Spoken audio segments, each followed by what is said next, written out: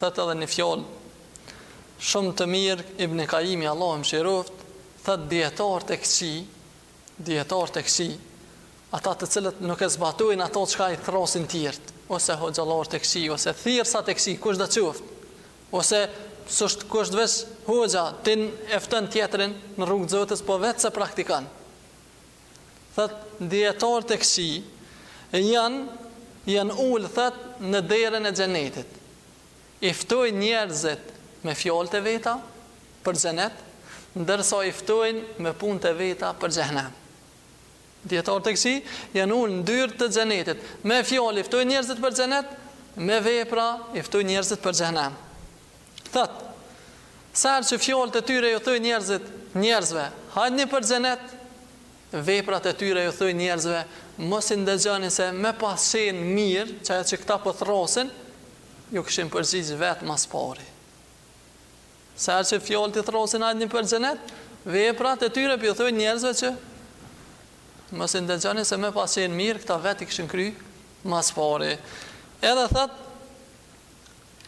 këta njerëzi, këta dietar, këta thirrsa, me i po në shikim të jashtëm, duken si udhërrëfys, se po të tregojnë në rrugën për xhenet. Mirë po thot, në realitet këta janë cuba. Apo cubat janë ata plaçkisat e rrugës. Në fillim ai duket thot, hajde, ku po të me shku në filan venin?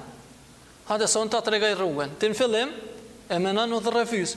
Kur shtin një që është atje, e shet që ajo është plaçkic, është cub.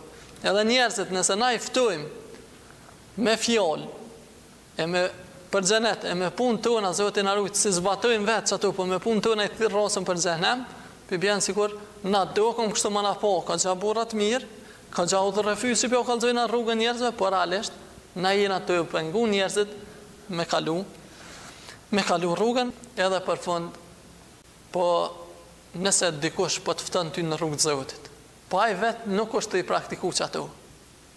Nëse ti pedin që ai në ato të cilën po të fton, është e mirë, edhe që se pasan ai, ti mos thuaj mos s'pe pasan kë, s'pe pasaj ason. Po të thirr dikush namaz, edhe vetë nëse s'falet, ti ai e bin që namazi më mirë se me namaz se pa namaz? Ai e bin që namazi është farz ti kry, ai që se kryen e ka dëshkimin për veti, e ka përgjegjësinë për veti, ti e ki për veti. Për shembull, nëse një njeri thot, një njeri pa punëtor, o po nëse pa punë s'ka kurrë. Ti a do me thonë, vallai ti s'po punon për veti, po më thu mua, hiç s'ka me punu asën? Ti e bindur se puna është më e mirë se sa pa puna. A bën ai as punon, ai ka për veti.